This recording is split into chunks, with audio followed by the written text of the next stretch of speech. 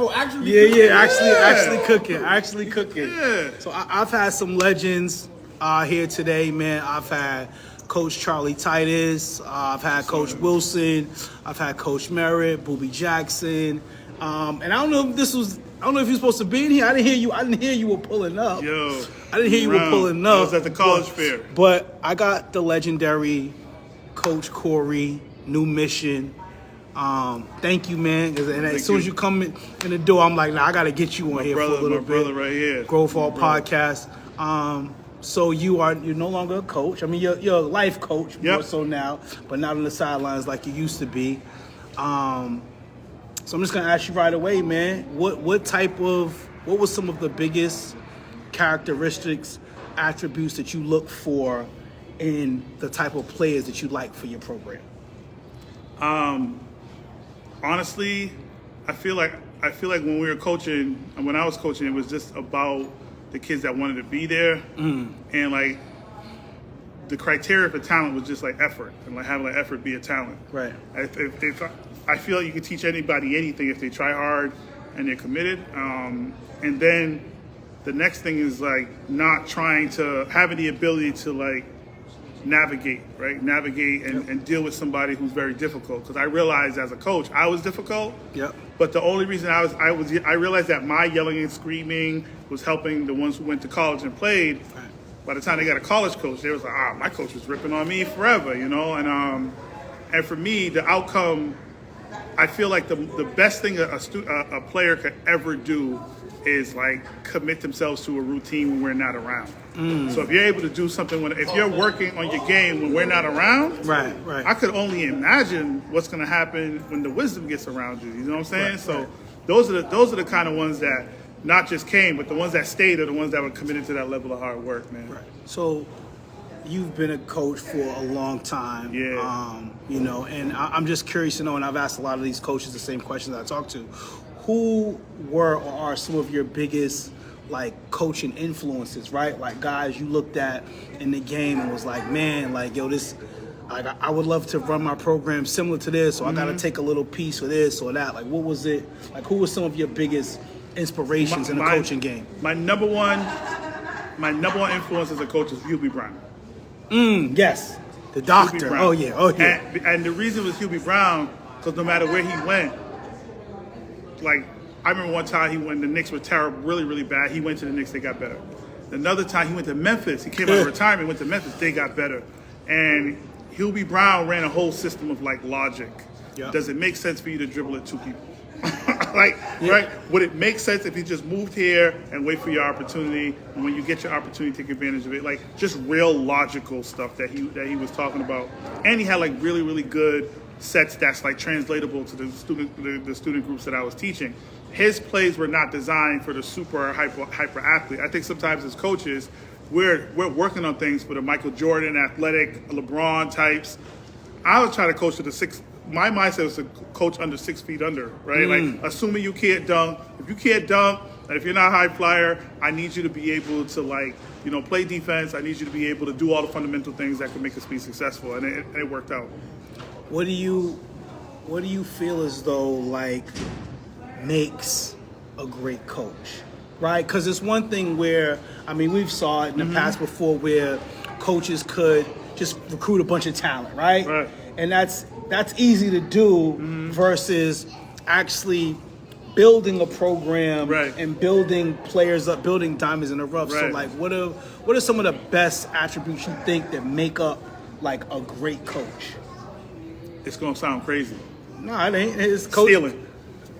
Listen, someone said that earlier. Someone said that earlier. If you are able to understand, if I'm stealing from 20 other coaches, and I'm able to understand what 20 other coaches are doing, you know what my bag looks like? Right. You know what I'm saying? No yo, BS. Yep. We were playing in the state semifinals against Danvers, and they were running, and this is when I had Bam, and they were running, they kept killing us on this, they were reverse ball, and they jump into a big to big flex cut, and I was like, damn, they're killing us with that. We beat them, and we use that going forward. We use it going forward. We play them next year. We use it against them, and it was just sort of like whatever folks do, like every single, like Dennis, I saw Dennis Wilson on here earlier.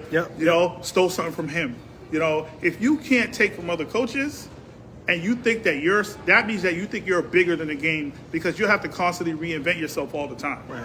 I ain't trying to do none of that. Word. Right? Like Word. I'm going to the game and I'm not looking. It's just like scouting, right? I think people have an idea. Scouting is only good for the first 3 minutes of the game and the first 3 minutes of the second half. You're looking at like tendencies. Like what is somebody? I ain't going to if I'm looking at a Hugh Coleman, what frustrates Hugh the most? All right, well, Hugh hates when his team turn it over. So I'm throwing a wagon at them because I want him to get all warm and flustered. So yeah, man, stealing. What do you feel about the current state of? Speaking of Hugh Coleman, congratulations, state champ. Shout out to Hugh, man. What do you feel about the current state of coaching in the city itself? Let me give a shout out to the Grove Hall podcast, first of all. Thank you, brother. Appreciate you. I tune in every time it pops up. For some reason, it's not giving me notifications. So I just hope I just end up on it. The state of coaching right now, I think the problem is that there's so many places. It's the toughest time it's ever been. Yep. It's so many places for a kid to go where somebody's going to tell them they're good. So like it makes coaches so hard because you can't be truthful with kids anymore. Like I used to go up to kids and be like, yo, you're terrible, bro. I can help you get better, but like you're not going to the NBA. Like, and if you go to the NBA, I'm happy because you proved me wrong. Right. And that works out for you. Right. But like if you can't tell the truth, coaches can't tell the truth no more. They got to talk about all the things they could give a kid because now kids can get deals. Kids, you could milk one kid into a better situation. You could say a kid is 6'3" and he's really like 6'10". He's 6'3" and you could say he's 6'10" and somebody's gonna believe it. The kid starts to believe it. No, you're not 6'8", bro. You're 6'4". Has NIL deal has that hurt the state of coaching currently, in your opinion? Does it hurt or help? Well, it's just we won't be talking about this in 10 years. So okay. Really? That's what you believe? Okay. Initially, when things are new, it really comes out. It just feels a little bit different, right? When Steph Curry started shooting threes like that, everybody was like, "Damn, he got bad ankles. It's gonna last, yeah. This ain't gonna last." Not the whole NBA. You're not recruiting nobody unless they can't shoot. Right. Steph Curry essentially got rid of the post player. I could blame Steph Curry single-handedly eliminated the post player. Right. Like, if Steph Curry doesn't exist, we have a league of Jabari Parker and Jahlil Okafor dominating. That's a good point. Jahlil Okafor, he got a training camp deal with the Pacers. Right. He's been out the league. There's nothing. He's been out the league there's for a no while. place for him. He can't go in the Douglas spot. He's not athletic enough. So you can't switch out. You can't hit. You're not knocking out threes like that. Steph Curry did all that. So I think with the NILs, I think they're going to have some sort of regulations on it. But right now, they're just trying to feel out. Okay. How long have you been retired for? I've been retired since 2018. Okay. Is there ever a scenario? I know you. First of all, shout out to Cory because he's doing amazing work with BPS. Trying, bro. Amazing work, and I had the gentleman, and pardon me, one of the athletic directors from BPS. I can't remember his name. Samir? He's a tall brother. Samir? Bald head. Oh, okay, Samir. Yep. Great interview. So, is there any way, shape, form, or fashion? I know we're taught never to say never.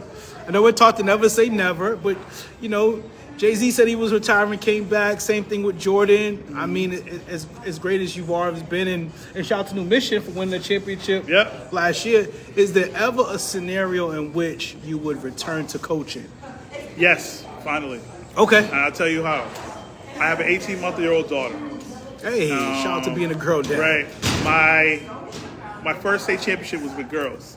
Did not know that. Okay. Yeah, my first state title was with girls. That. I was the only one to ever get a girl state title, a boy state title. Wow. And I'm sorry. Only one that's ever. never happened. Wow. That's a big flex. Yeah. And that was my toughest team. Okay. had a girl from Mission, I had a girl from H. I had a girl from Columbia Road, I had a girl from Columbia Point, I had a girl from Grove Hall, and we had 6 players. Wow. This That is was a your tough state team. title team. Right. Wow. So 6 then, players. so my daughter, I just, right now she's 34 pounds at 18 months. She's in 99th percentile in height.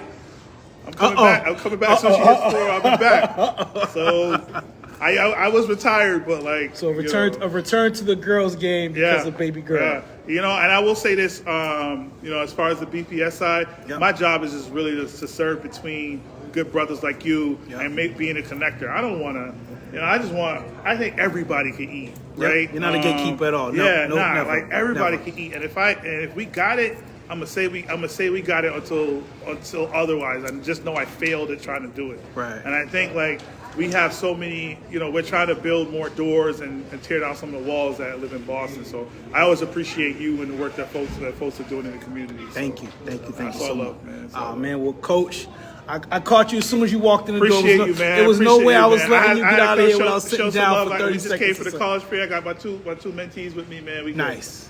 All right, You guys got appreciate an amazing person. Yeah. Y'all know that, right? Brother. Y'all gonna see this brother again. Today somebody didn't know who Cory was. Wasn't that crazy?